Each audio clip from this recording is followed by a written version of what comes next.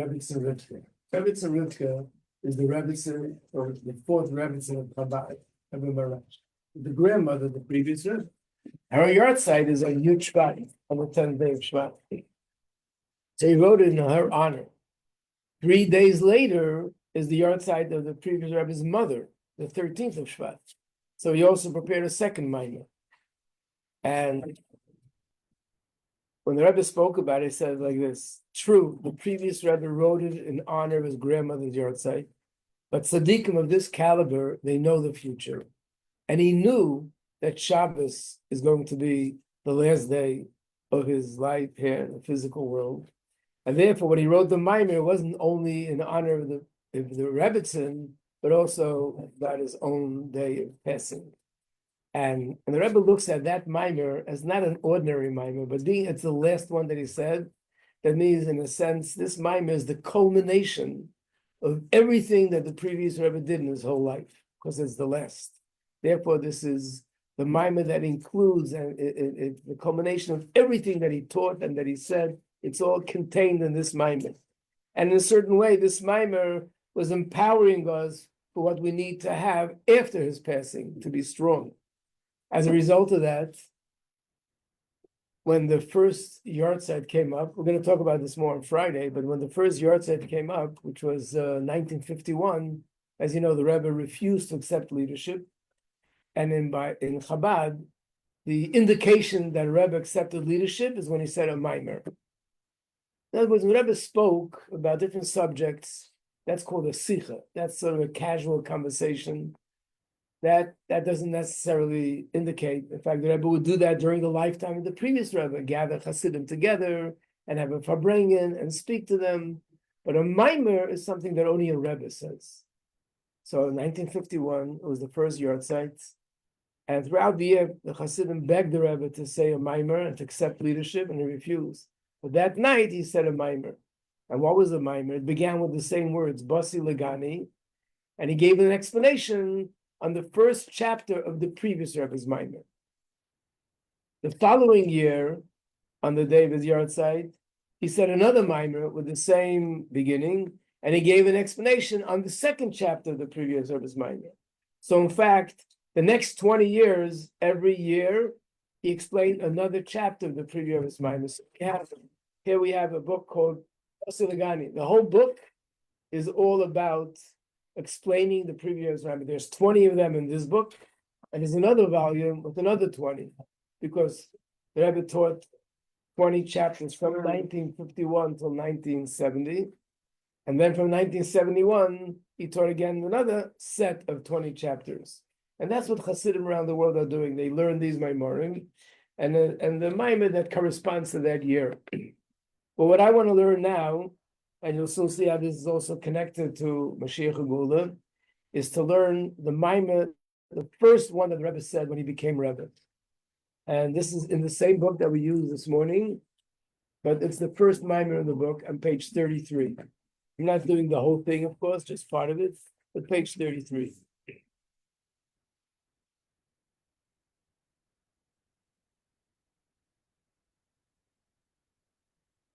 The central point in the previous Rebbe's Maimer is that Hashem's Shechina was here in this world initially, and then when Adam and Chava ate from the tree, the Shechina removed itself and went up to heaven.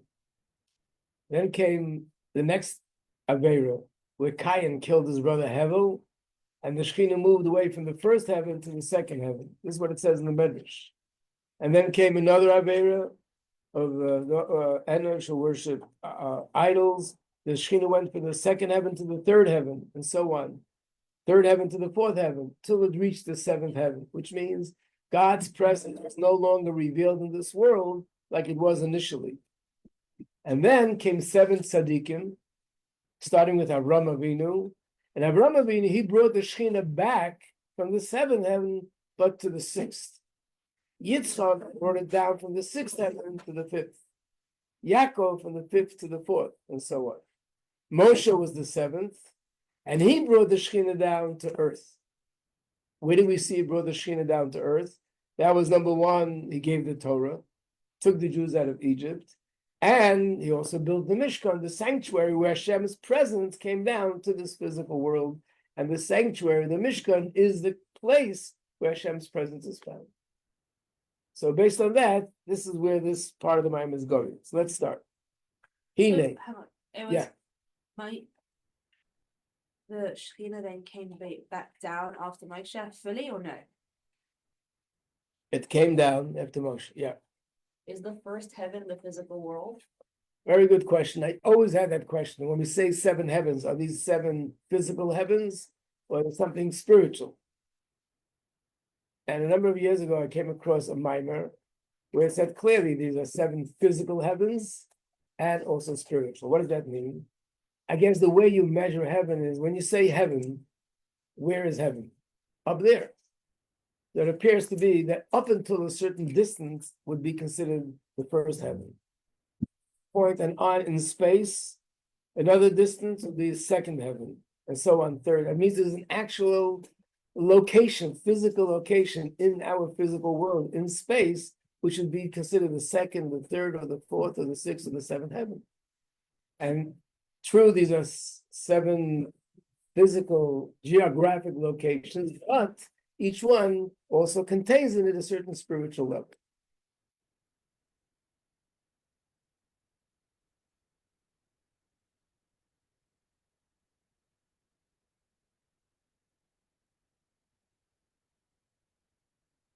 When it says the primary presence of the Shekhinah was down here, what does Tachtonim mean? What does it mean? The lower world? This physical world. So we know when we say lower and higher, it doesn't mean geographic space. There are now we're talking about the spiritual worlds. The spiritual worlds are not in a different place. So what does higher and lower mean? Higher means spiritually higher, and where godliness is revealed. Lower means the place where godliness is concealed. In this world, godliness is concealed more than any other spiritual place, any other place in the spiritual realm. So this is called the lowest of all the worlds. This is a world where on the surface, you don't even know that God exists. You look at everything and it appears as if it's all on its own. It's all coming because of nature.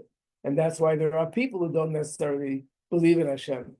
Such a thing we don't find anywhere except in this physical world. So the concealment of godliness is the most in this physical world. But initially, this is where Hashem's presence was. As it says in the Maimer from the Medrash, when Adam and Chava committed the sin of eating from the tree of knowledge, the Shekhinah was withdrawn, Me'eretz from the earth, l'rakia, to the heavens. By day matan Torah, but when Moshe Rabbeinu came and he gave the Torah, Har Sinai, on Mount Sinai, then Hashem said, Basi legani, I came to my garden, the Gnuni, which means to the place where I was already previously. Now the Rebbe explains this. Ikar hasilut shenasa dechet etzadas, achet ubechet etzadas dafka. According to this, there were 7 progressions, so to speak, in the Shekhinah going away. First heaven, second heaven, third heaven. But the main one is the first. Why is that the main one? Let's look at the next page, 34. Just like in regards to the sin. The primary sin of all the sins is Chet Eitzadas. Why? By Adam and Chava eating from the tree of knowledge, this actually opened the possibility that there could be other sins. In other words, had they not eaten from the Eitzadas, there wouldn't be any sin in the world. It would be only good, and people wouldn't have any Yitzhahara, and it would be a different kind of, it would be a life like when Mashiach will come, which people ask, that's going to be pretty boring, no Yitzhahara, what are we going to redo all the time? And the answer is there'll be challenges, and there's a lot of work to do. But right now, the challenges are to go from bad to good, to make choices between bad and good. When Mashiach comes, the challenges and the work we'll be doing is to make choices between good and better. Good and higher. Take, for example, the tzaddik. Person's a tzaddik and is only doing good. Like, why is his life not boring? Not only it's not boring, it's very inspiring life, and he's constantly going higher and higher and higher in his love for Hashem and serving Hashem. So if there wouldn't have been the first sin, there wouldn't have been any sin at all. The Chet Eitzadas, by eating from that tree, that allowed a certain power of impurity in the world. As a result of that, it became possible to do sin. So therefore, we can say that this was the main sin, because this enabled the other sins. The Chet Eitzadas, so you see, but this was the cause, the Gerim, and this is what brought about the other sins of Cain, who killed his brother, and Enosh, who worshipped idols, and the generation of the flood, and all the people that did the negative things. So therefore, it's clear that the first sin is the primary one. The same applies to the effect of the sin. What's the effect of the sin? The withdrawal of the Shekhinah that was caused by sin. Ikra Siluk, the one which is the most fundamental and the primary withdrawal, is the one that happened down here.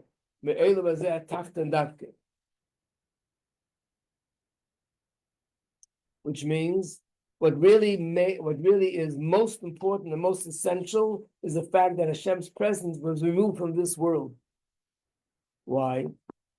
Just like we say that the essence of Hashem's Shekhinah, where did Hashem want to dwell more than anywhere else in this physical world? So therefore, this is where Hashem's passion was, for whatever reason, unknown to us. But Hashem wanted to dwell in the physical world. So therefore, when we say that the Shekhinah was withdrawn, the main place, which is sort of the opposite of Hashem's pleasure, is when it is taken away from this physical world. And who accomplished that? Chet Eitzadas. Shezeh nasa de Chet Eitzadas. Shaydei zeh nestalka Shekhinah me'eretz l'rekiah. Because through this, the Shekhinah went away from earth.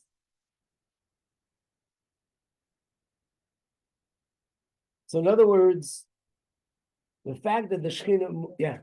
Sorry.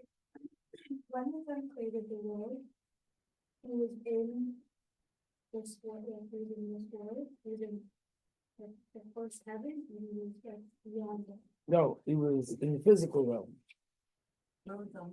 What? We were under the cover and Gan Eden. Gan Eden is also part of it. It's a geographic location in the physical world. But it's also spiritual. Usually we use the word Gan Eden where the soul goes after passing.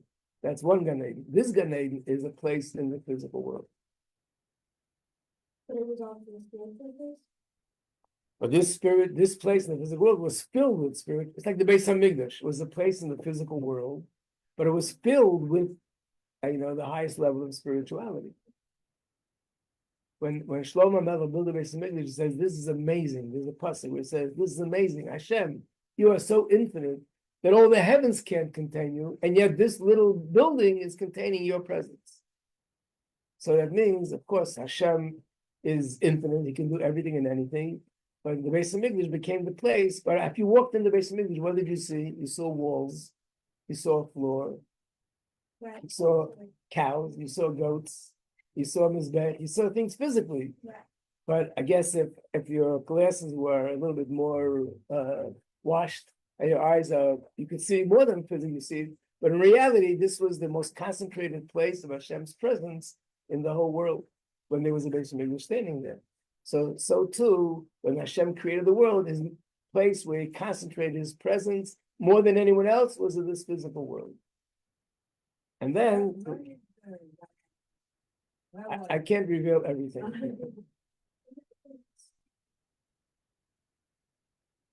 There is a description of the Torah that was near the Euphrates River in the Har Paras, and there's 4 rivers that come from there, but it's definitely somewhere in the Middle East. Yeah. The Fertile Crescent between the Tigris and Euphrates. Somewhere in that area, right? There's actually a story in Gemara that Alexander the Great, when he was on his travels, came across this spot, and they showed him, Hashem allowed him to see that this is the place where Adam was. Rabbi actually- Majeski has a whole class on that. Who? Rabbi Majeski. Really? Yeah. By the way, how would how would you define, if someone asks you, how do you define physical? Something which is physical or something which is not physical? What's the line? How do you define that? Keep going. What? Right. Anything to be grasped by either see or hear it or touch it or smell it or taste it, it means it's physical. I can't see the sweetness of the apple, but if I taste it, it's physical. I can't see sound, but if I hear it, it's physical. Maybe that's why we're all becoming so sensitive. We're like, physical and stuff. Right. So it says in a mimer somewhere that this Gan Eden, even though it's in the physical world, but it's the kind of physical like sound, which means it's in the physical world, but you can't see it because it's not as coarse as something which is visual. It's like a sixth sense. No, it's like one of the five senses. That's saying that you can hear it. It just means that's the way you would describe how it exists. So it's a separate, like it's another sense. You can't touch it, see it, hear it. Right, but it's here. But you can see it, like you can. So obviously we can't sense it in any of the ways, but it's the way it exists is similar to the way sound exists. Right. That it's physical, maybe a different frequency that we can pick it up. Very much here. Yeah, it's gonna we'll get a tune-up. וזהו גם הטעם שאין מצער חטא עץ הדס עם החטאים לקיים ואנש. In the Maimer, when he says that through the different sins Hashem's Shekhinah was removed, it says through Adam Arisha it was removed from the first world, and then through this and this and this it was removed from the second and the third. Why doesn't he just say it all in one sentence? Because the removal of the first sin is really in a different category. That was the main one, the primary one, and therefore that's a different category. Doing the last paragraph at the bottom, through the sins of Cain and Enish, the Shekhinah ascended from one spiritual place to another spiritual place. But the first sin, it was removed from the earth to the heavens. So why is it? Number one is that this affects us more than anything else. There's another reason.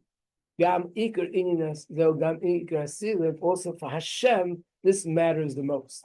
In other words, there's two reasons why we say when Hashem Shekhinah was removed from this world, the physical, that counts the most. Two reasons. One, as far as we're concerned, when the Shekhinah goes from the sixth heaven from the first heaven to the second, to the third, to the fifth, it's moving away, but it hardly makes a difference to us. But when it moved away from the physical realm to the spiritual, that impacted us more than anything else. Like think of the Basi legani, for example. The Basi legani was destroyed almost 2,000 years ago. The Shekhinah was removed. And every generation of Gullahs, the Shekhinah it's further away. That's why it's a deeper Gullahs. But when the Shekhinah gets further away spiritually, that did not impact us. It doesn't affect us as much as the first, when unfortunately it was destroyed, burnt down, and that impacted us the most because it was removed from us, from our sort of experience. The second reason is because to Hashem, that's what matters most. Hashem's desire is that His Shekhinah be in this physical world. So therefore, what matters the most to Hashem is that it was removed from the physical world. So there are two reasons why the Shekhinah moving away from the physical world counts more than anything else. It continues in the Maimer. Now he talks about the positive. Then 7 tzaddikim came. They drew down the Shekhinah back to this world. And he starts off, Avram had the merit, and he brought down the Shekhinah from the seventh heaven to the sixth, which means everything Avram Avinu did in his life, all the publicizing Hashem's name, he brought Yitzchak, his son, to the Akedah, and he did the Bris Milah, and all the amazing things that he did. He had 10 tests. He was thrown into a furnace of fire. So through doing that, he brought God on his back. But what did he accomplish mainly? From seventh heaven to the sixth. Then he sort of does things briefly, and he goes to the final one. Ad ki Moshe, until he came to Moshe, Shu Hashvi, Moshe was the seventh, V'chol Hashvi Chavivim. And the seventh are the most cherished. That's what it says in the Medrash. That the seventh, like the seventh day of the week, is the most precious day. The seventh month of the year is the month of Tishrei, Rosh Hashanah, Yom Kippur, Sukkot, Simchas Torah, the most precious. The seventh year of the 7 cycles is a sabbatical year, is again number 7. And we find this in a number of things. Even David HaMelech says he was the 7th in his family. That the number 7 is the most precious. So here too, Moshe was the 7th from Avraham Avinu, and he had the power to bring the Shekhinah down to this world. So the main thing that was the main sort of impact and the main change, the main transition was bringing the Shekhinah down to earth. Which means, just like we said before about the withdrawal of the Shekhinah, just like the fundamental element of the withdrawal from down up. The main thing is Chet Eitzadas was the first sin of the eating from the tree because it was removed from the earth. And we said because that's what's most relevant to us and that's what's most precious to Hashem. The same is with drawing the Shekhinah back down from heaven back to earth. Even though each tzaddik brought the Shekhinah down another level, but Ikram Shachar, what counts the most and what was the most significant and had the greatest impact was to bring it down to earth. Why? For the same reasons. Besides the fact that bringing it down here is the most relevant to us, it's also Ikar Inam Shachar that's the most fundamental to Hashem that the Shekhinah come back here. It's like you would be saying, when Mashiach comes, we're going to have Tchias HaMesim. That the dead who passed away will come back to life. So imagine we'll say, okay, we're very close to that time. So spiritually, all those that passed away are moving closer to come down to this physical world. They're moving closer. But technically, practically, it doesn't affect us. But they're getting closer. I know, but I don't see anything. When will it matter to us the most? When we actually will see physically, this person will see his father, his grandfather, his grandmother. They'll see the people who they love in the physical world. That's what counts the most. Even though I know they're coming closer back down to our world, but as long as it didn't hit this physical world, it didn't affect me in the same way. Same with Hashem. The Shekhinah was brought down closer to Avram, closer to Yitzchak, closer to Yaakov. But what's the most relevant to us when it came down to earth? And when was that? When Moshe gave the Torah. Right. The second thing is, besides us, for Hashem, that's what matters the most. Because Hashem wants his Shekhinah to be down here on earth. But then Nasa de Moshe Dafka, and this was accomplished to Moshe. And the reason why Moshe had the power to do that, he called Hashvi Chavivim. Because the 7th are the most precious.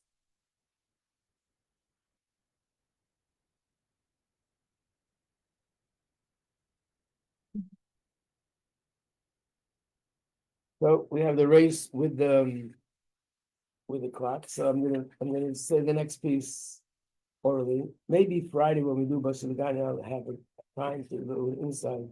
What the Rebbe is going to say here, the next part of the Maimon is something which is as follows. The Rebbe says, we now are in the 7th generation. What does that mean? The Alter Rebbe was the first one who began to reveal Chassidus on a whole new level. And the Middle Rebbe continued, the third Rebbe continued, and now the Rebbe didn't speak about himself, he spoke about the generation. Now we're in the 7th generation. And just like then, the 7th generation was the one where the Shekhinah finally came down to earth, and physically we saw Hashem down here through the Torah being given. That's where we're holding now. That's in the sense the Rebbe gave the mission statement of this generation. Now people ask the question, how does that make sense? If it was already brought down 3,300 years ago, why are we bringing it down again? Did it leave because of committing sin? Or what's the reason for it? So the brief answer to that is as follows. If Hashem's presence is in this world through Matan Torah, and Hashem's presence will be in this world when Mashiach comes, how come there's such a huge difference? When Hashem's presence came down in this world through Matan Torah, there still was sin, and there's still the Yetzer Hara, and there's still wars, and there's still gullus, and there's still suffering. When Mashiach comes, there'll be no more wars, and there'll be no more suffering, no Yetzer Hara, no sickness, and only good physically, spiritually. All the nations of the world will be united. Everybody will respect each other. Why didn't that happen when the Torah came down?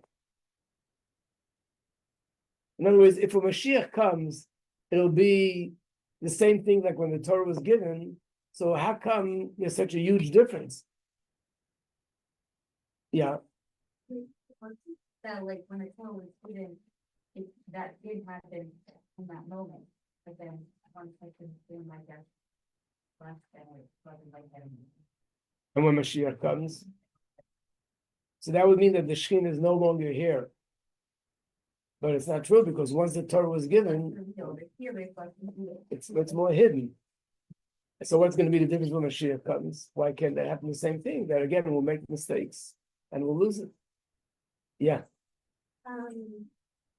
Didn't have this before, but now that you're being really it's like sustainability, we have the guy, and we have where it would be messy with and down and people have a lot of people at the time when people it was brought down, they weren't like and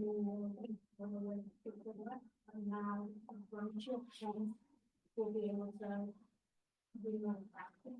But it still doesn't explain why can't we make the same mistake that we made then. Yes. Yeah, I think because now this time we've done enough to teshuva and learn from our mistakes, so the Shekhinah can stay perpetually.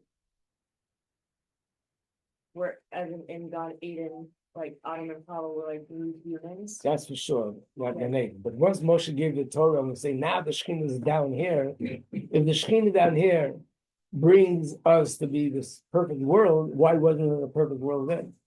I know we didn't get to read it and internalize it yet. We had just received it. Yes, that's what I'm The saying. God. God. Okay, whatever you're saying is all true, but there's got to be something deeper than that. And when it says in Kabbalah and Hasidus, Amy's going to be the answer. Yeah. Spots needed to be elevated before that could happen. What could happen? For what to happen? It happened already when the Torah was given. Well, but not after the But not by us. Not by us. Like the sparks were elevated as a byproduct of We just said the Moshe. Torah came down to earth. So let me give the answer. Everything everybody's saying is true, but it still doesn't explain why when Mashiach comes, all this will be totally different. The answer is like this: the level of Hashem's presence that's going to be revealed when Mashiach comes is not the same of what was revealed when the Torah was given. It's from much higher spiritual source will be revealed. And that higher spiritual source is sort of infinite compared to what was revealed in the Torah. And because it's from a higher place, therefore, things will be totally different. There won't be any more sin, and all these things will change. needing that him and that being not done for that, or if not, complete. What, not the highest level? For Not at example, the highest right, level. we know there's four worlds. But he didn't come, he didn't come. No, what came, but what didn't come completely. Didn't come at all. Right, so given in the language of Hasidus, we know there are four worlds: Atzilus, Bria, Yetzira, Asiya. Then it says above all the worlds there's a higher level called Keser, the crown, which is the infinite light of Hashem. And that came down when the Torah was given. And that made the 180-degree turn in the whole world. It's a different world. But there's a higher level than that, which is, it's called the Pneumius of Keter, the most internal dimension of Keter. Like the peel, the inside of the inside of the outside. Right, of is the most infinite within the infinite. And when that's going to be revealed, there won't be any room for anything negative at all, and that's going to be that perfect world. And that'll be revealed through Mashiach. So it's explained in Chassidus that that's in fact the reason why Chassidus began to be revealed. That was sort of the beginning of the descent. You know, it's like they're on the plane and the pilot says, fasten your seatbelt. The pilot began the descent. The descent of the higher level of Shekhinah just like with Abraham Avinu, began in the first generation, then continued in the second generation, and in Moshe Rabbeinu's time, it landed and on the airport. So too, the higher level of Shekhinah began when Chassidus began to reveal to the first generation, the second generation, and the Rebbe is saying now that we're in the seventh generation, this is the point where it's going to be revealed completely. It's going to come down. But what are we talking about? A level of Shekhinah that was never here yet. It was here, but in the spiritual realm, and it's been descending progressively from generation to generation. And now in this generation, which is the seventh again, it's time for it to come down physically. So this is in a sense where the Rebbe told us the first moment that he said that this is the generation that our function is to finalize the job. You know, we have the Raisathon going on. In Yud Shvat, when it'll be over, you're going to see on the screen everything. We did it. We made it. I just recently saw, maybe you saw it online. What's his name? Jacobson, J.Y. Jacobson. So he has this picture. He writes, 2,000 years ago, we made it. We reached our goal. Okay, time to get out of here already. You know, we reached the goal. So basically, this is the generation where we come down to the end of it, and that's because it's the seventh generation. So you constantly hear people using the term seventh generation. This is where it's coming from, where the Rebbe said that this is the mission statement of our generation. And what does it mean bringing the Shekhinah down to earth? As long as we don't see the Beis Hamikdash standing in Eretz Yisrael and the changes that are taking place in the world with all the nations and everything else, it's not here. It's here, but not down to earth completely until we see all those changes. And that's what we're in the process of making that happen. Okay. Yeah. So does that mean that in the time of Mashiach, there will be, the Shekhinah will have no tzimtzum or Hester Panim? Yes and no. You reminded me of the story that there was a guy who was always having a hard time making decisions. And a very close friend. So what are you doing? I don't know, maybe this, maybe that. Everything was like hours and hours. Oh, of this going back passes and out, forth. that's what my friend.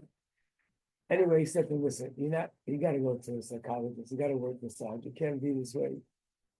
And he said, I'll give you money. And you go to this person who's very good. Anyway, he didn't see him for a long time. 8 years later, he meets him. And he says, did you go? Yeah. Did it help you? Yes and no. Yes and no. So the answer is yes and no. What does yes and no mean? We have to talk about this more, but it means like this. The highest level is going to come down. No Hester part, no concealment. But being that Hashem is infinite, that means after all that, there's still more that could be revealed. Right, there has to be some tzimtzum. Right, and in fact, that's the answer to the question why it won't be boring in those days, because there will constantly be new and new levels of God that is being revealed. If I can take another minute of your time, one of the questions people ask is, how is it possible that when Mashiach comes, one of the most fundamental parts of Yiddishkeit will be gone? How could you reconcile that? Which part of Yiddishkeit? Emunah. There won't be any more Emunah. Everything will be open and clear. Well, we don't think that's faith, and we understand that we see everything. The Alter Rebbe says, being that Hashem is infinite, no matter how much we see, no matter how much we perceive, how much we understand, there's something higher that's beyond us, and that's where the Emunah will be. As time goes on, that'll also be revealed to us. It'll no longer be Emunah. Now we got it. Oh, but there's a higher level. And when does it end? It doesn't end because Hashem is infinite. And maybe a minute is the key. Okay. To be continued. Right. Amazing.